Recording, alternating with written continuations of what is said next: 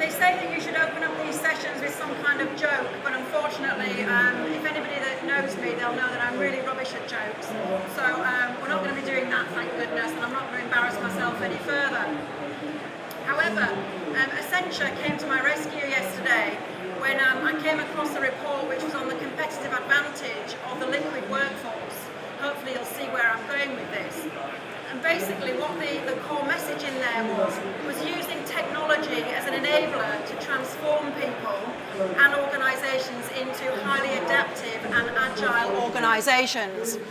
And this was further supported by also a recent PricewaterhouseCoopers report who said that there were 4 things that CEOs were really passionate about and that were really keeping them awake at night.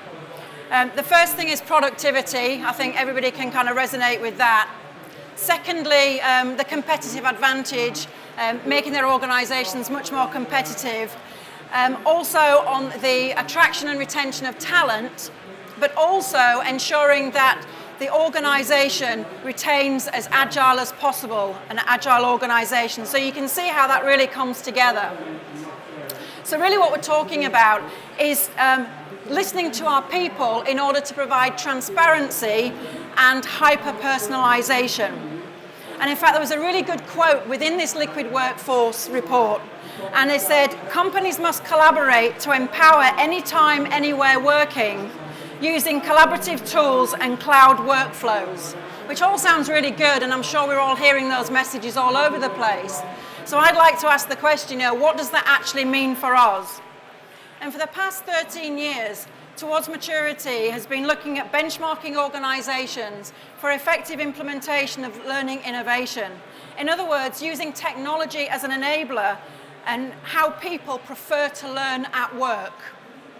And given the change in the workforce and the workplace and the access to resources, the line between what we do in the workplace and how we learn at home is actually diminishing, and learners are demanding that we do things differently. So Towards Maturity and Filtered have collaborated together to bring this consumer learner perspective into a new report so that learning and development can learn from both learners inside the organisation and also from outside so that we can serve them better. And that's available afterwards, and it's free of charge. That's available freely on stand H21 or right here on B14. So make sure after today's session that you go and get your free report. Or you can download it if that's more convenient for you. Oops, excuse me. So why is this so important? Why are learners choosing to go and find out this learning for themselves? And what I'd like to do is just provide a little bit of context for you around what's happening in the workforce and the workplace to give you some idea about why this is really happening. So there's a Global Futures Report, 2014, and Gen Y, 75% of the worldwide workforce, Gen Y will be the workforce, 75% in 2025. 83% of millennials say that freelancing is expected to make up their career path as they go forward. 79% of HR executives are expecting employees to have simultaneous careers. And 33% of people will be working past the age of 65 and 25% past the age of 70 by 2025. So you can see that the landscape is really changing, and that we have a whole change in the workforce and the workplace. And so learners are actually going out and learning these skills for themselves to be able to be more adaptable, to be able to be more competitive. And so there's a lesson here to be learned by learning and development from the demands that learners have themselves as a consumer. So we've got 2 sources of data here that we're pulling together into this one report for you, into these insights. So first of all, we're looking at what we already do within learning and development, and perhaps even challenging some of our own assumptions about how our learners learn. because we need to do things differently. We need to listen to our consumers. We need to listen to our learners in order to be able to create those learning interventions that are going to resonate more quickly with them in order to be able to deliver this agile environment for our businesses. Because at the end of the day, we're here to solve business problems. So unless our learning interventions are addressing those business problems, then really we're just wasting our time. So we need to understand what we need to do and deliver that learning where our learners can take it. Get them to drink the Kool-Aid if you like. So we've taken the Towards Maturity Benchmark report from 2015, and that's the information, that's the benchmark data from over 600 learning and development professionals around the globe. And you can see where those people have come from. And then also we've conducted a piece of research with Filtered, where we went out to over 3,000 individual consumer learners, and 2,084 of those were actually paying for learning themselves. So actually putting their hand in their own back pocket to learn their learning. So it's important how we understand how individuals learn and work, and it's essential to support that if we're really going to go forward in the workforce. So we promised you 10 insights from learners that you could learn from as learning and development professionals. So what I'm going to do now is I'm going to hand over to Paolo, who's going to take you through those 10 insights, and then we're going to come back and conclude and give you some help as to how you can help within your own organizations and take that forward. And then there'll be time for questions at the end. Paolo. Hi, everyone. Can you hear me okay at the back? Yeah? Okay. Well, first of all, thank you, Mani, for the brilliant introduction and also for working together over this project over the past few months. It's been a great experience for me personally and for Filter as a business to get involved with Towards Maturity and learn from them about the L&D community in the UK and worldwide. You'll hear again from Mani in about 15 minutes after my insights. Then she will wrap up the sessions with what we can do next with all those insights. When I put my notes together, which here, you might not need them, but I promised myself not to be too salesy, despite I have a marketing background, but I'm not here to sell anything today. I'm just representing Filter and Towards Maturity together. However, let me allow a minute to mention a couple of things. I had a bet, louder. I had a bet with a colleague in the office that this is going to be the most retweeted and shared presentation today and tomorrow. But we're not presenting tomorrow, so please feel free to take as many pictures and videos as you can. I'll be able to share the presentation with you afterwards. My Twitter account is @PaoloLenotti and the business is @FilterCourses. Obviously the hashtag today is LT16UK. This is our stand, B14. I'm a big coffee fan. Feel free to come over, offer a flat white today or tomorrow if you want. We can talk more in depth about these points or our personalized approach to learning or any other topics that interest you about learning. Mine in particular is how we consume education through technology. I come from a family of teachers, but it was kind of old school, if you want, face-to-face education. I grew up in the 80s with video games and technology, and all is changing and all is very exciting. I think I'm getting a bit too loud. Don't know. You tell me, guys at the back. So the research, if you look at this study from the consumer angle, is all very positive and exciting. The learners these days seem to be very ambitious and innovative, and they're confident, they take risks. So the outlook is quite positive. For example, 80% say online learning can help them further their career. Actually, 70% said that already happened. So it's not just a sort of desire, it's actually a reality. Over 90% said they are responsible for their own learning and development in the workplace. However, we know from the research that Mani just mentioned that only 21% of L&D leaders support career aspirations in the workplace. Actually, 4 out of 5 fail to engage personally with the staff. Okay, so this start creating a bit of a paradox here between, and we will see a lot of this today, between what we want, to be honest with you as individuals, and what we are offered by our managers. Is this a bit noisy at the back? I feel a bit. Is it okay? So I thought, where is the love? Come on, we have a lot of passion here, a lot of interest, and this mic is not doing me much favor, but I'll try my best. I think the learners should go out on a date, maybe be taken to Paris from the managers. It's just a 2 hours trip from here. 88% know what learning they need, 81 know how to find it. However, 3 in 5 of our L&D leaders don't believe that we actually as a staff can manage our own learning. So there is a big contrast here. So where is the truth? Where do we stand, really? Technology features heavily in this research. Mobile is one of these points I want to touch on today. 2 in 3 find accessing learning from a mobile device essential or very useful.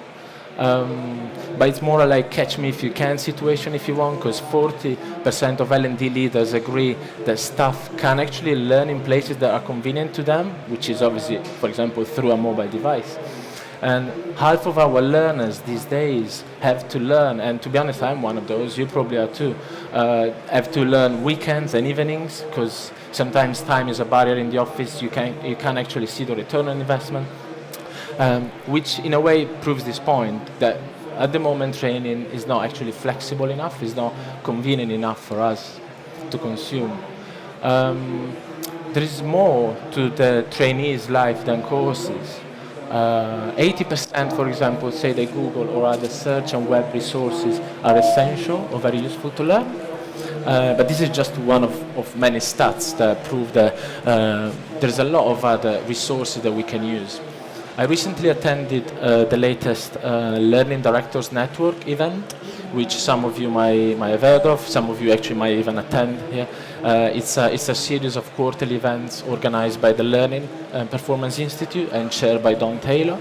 A few weeks ago we met here in London, and one of the key points we discussed, which was actually this data here, was that over 50% of businesses still, at the end of the day, still see the course as the only option. I can see some phones up. This might be doing me a favor tutor-wise. That's nice. So the point was like courses, not resources. But to me, and to over 2,000 people here, and to you, I guess, too, courses are resources. They're the same thing. A webinar is a resource these days. A really good blog post on a relevant website is a resource. This show, and that's why I took these screenshots from Google, this show is a resource as well if you want, if you know how to make of it, if you plan for it, if you go to the right the topics that interest you, if you know how to network with people, maybe if you stay out at night, that helps too. So this idea that it's either a course or a resource, I think is really old school. And it's kind of dangerous for us, I think, both as individuals and as businesses. I think then what we can do, this is all nice, but you can say, all right, it's a bit wishy-washy, where are you going? I think we can learn 2 things here. One, as businesses, especially L&D leaders, I think need to know how to track exactly, so a more analytical approach, track these new tools. Because a course, if you want, especially a face-to-face, is fairly easy to use. Maybe courses, you can re-offer the same course that you offered last year, it's a tick in the box, yeah, Paolo went, how was it, okay, that kind of thing. So they need to be more confident. How do you track the success of a webinar from the learner point of view, not from the business point of view that organized the webinar? Or people spend a lot of time maybe reading stuff on Twitter. So is out there learning, okay, but how can we track that? How can we monitor that? So I think L&D leaders will come probably from, a lot of things have changed over the past 10, 20 years, technology-wise. They need to really relearn, almost educate themselves how to use these tools. However, that's a bit, I don't think it's never black or white, and I think we also as individuals need to take more responsibilities. For example, if I attend a webinar, then I should find my ways to go back to my manager and say, I attended the webinar last week, I learned A, B, and C, actually D and E, they weren't that great, but I'm presenting my feedback and I'm showing that I'm learning in different ways, because it can't just be a one-way kind of communication. Also, I think both sides of it we both need to develop from that point of view. I'm halfway through. So if you have any questions about this insight so far, or any comments, any input, please feel free to contribute if you want.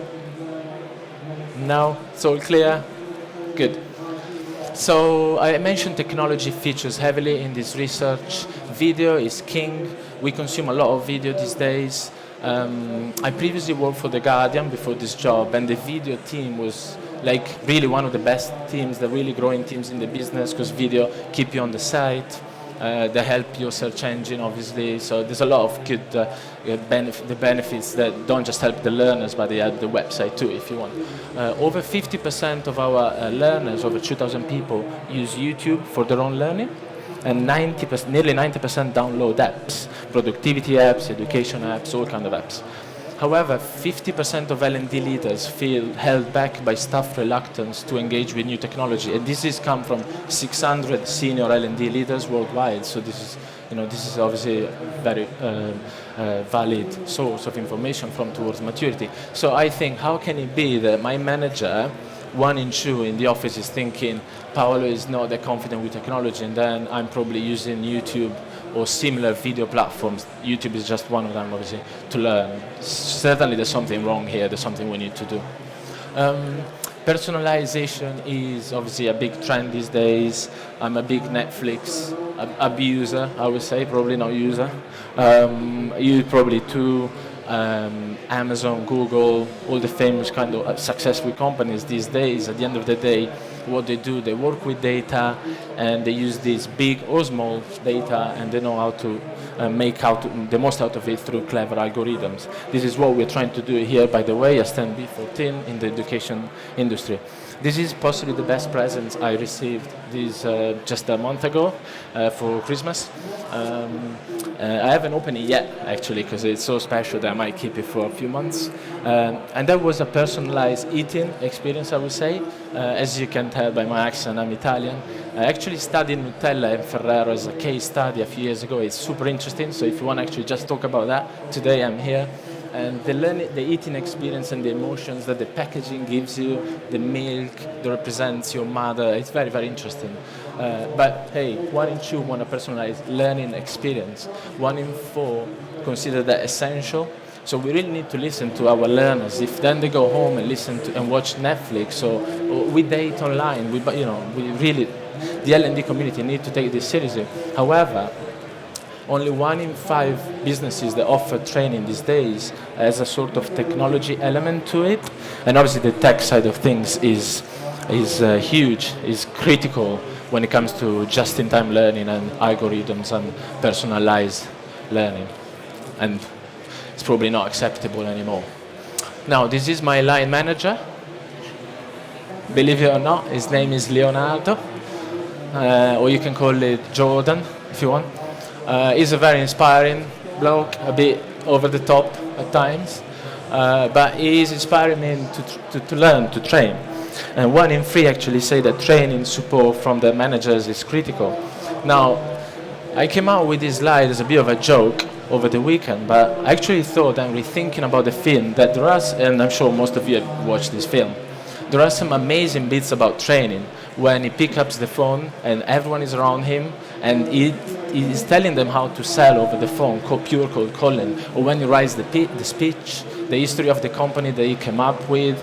That's training to me. So if you have to sign a leadership and kind of leadership course, maybe just think about this film. Maybe some people, my sales and marketing people, will definitely appreciate that and understand what you're doing. However, only 1 in 5 L&D leaders equip line managers with the tools to support their teams. So this is a bit of a tricky one. This is one of let me help you kind of, that sort of help, but basically we have L&D people that are not really feeding information to the line managers. So how can the line manager do a good job with their own team? Just not possible. A few more points. One is on collaboration. So we touch on the personalized experience, but working on this research, I noticed that personalized experience doesn't mean working in isolation. I think Maybe these days we kind of confuse the two a little bit. You don't need to have a customized experience. You don't have to be isolated to have a customized experience. You can collaborate with people. 84% of learners these days are willing to share knowledge through technology. However, only 27 do that at the moment. So why is that? Perhaps because they're not given the right tools, the right opportunities to actually solve problems socially. And that's the data again from towards maturity. I had a meeting with a colleague who is here actually today, just after January, the first week of January, a month ago. A very busy month ahead, preparing for this work and this talk, coming back, a bit of January blues, and then lots of good, ideas and resolutions for the year ahead. One of them was to improve my productivity kind of skills, how to manage my time, how to manage my tasks. Not that I do a bad job there, but there's always room for improvement. Normally what will happen there is that I will mention it to my manager and he will say, Paolo, why don't you consider how to improve your productivity type of course. It's a few £100, go out of the office for a day. But if you're honest about it, the outcome might be unsure, it might cost me a lot, it's not personalized very likely, and it can be really good, but it might not be great. So I had a chat with a colleague, and he mentioned this app called Wunderlist. I don't know if you have heard of it. It's a free app owned by Microsoft, and it's a great tool. And now I moved all my tasks from an Excel spreadsheet or my pen and my notepad into this app, which I can use with my phone, and it's very simple. I don't usually like these tools much. I've used, for example, Productive and Trello in the past, and I found them too complicated. This one is that basic that you can't even change the background image, for example. It's that simple.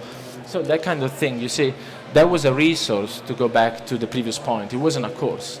I might still go and take that course this year, but so far, that definitely had an impact on my productivity, which is why we're all here at the end of the day.